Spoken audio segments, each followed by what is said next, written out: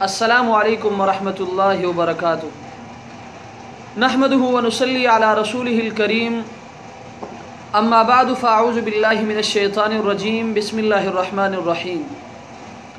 अल्हम्दुलिल्लाह, आज क़िस्त नंबर 158 में आपके मसाइल और उनके हल के साथ एक मरतबा फिर मैं आपके दरमियान। मसला नंबर 1, चित्राल ओवीर से बाई मोहम्मद इसहाक़ चित्राली साहब ने सवाल किया है कि जुराबों पर मसह करने का क्या हुक्म है। तो मसला ये है कि ऐसी जुराबों पर मसह जायज़ है जो खूब मोटी हो और किसी चीज़ से बांधे बग़ैर 3-4 मील उनको पहनकर चल सकता हो।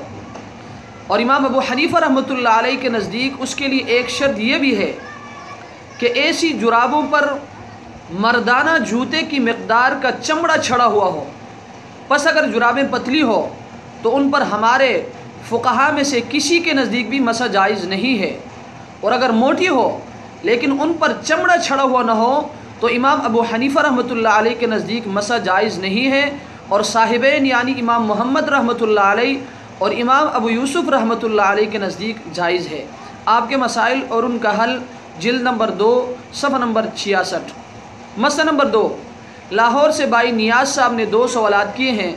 उनका पहला सवाल ये है कि अकेला जुमे की नमाज़ पढ़ सकते हैं या नहीं। तो मसला ये है कि जुमे की नमाज़ सही होने के लिए जमात शर्त है जिसमें इमाम के अलावा कम अज़ कम 3 मुक़्तदी हो। जमात के बग़ैर अकेला जुमे की नमाज़ पढ़ने से जुमे की नमाज़ सही नहीं होगी। और अगर किसी आदमी को जुमे की नमाज़ नहीं मिली और उस दिन किसी और जगह मिलने की उम्मीद भी ना हो तो ज़ोहर की नमाज़ अदा करे। फतावा आलमगीरी जिल्द नंबर 1 सफ़ा नंबर 148। उनका दूसरा सवाल ये है कि इमाम ने जनाबत की हालत में नमाज़ पढ़ाई लेकिन बाद में ऐलान भी किया, अब जिन मुक़्तदियों को इसका पता ना चले उनके लिए क्या हुक्म है। तो मसला ये है कि अगर इमाम ने जनाबत की हालत में नमाज़ पढ़ा दी तो इमाम और मुक़्तदी दोनों की नमाज़ नहीं हुई। दोनों के लिए उस नमाज़ को दोबारा पढ़ना ज़रूरी है।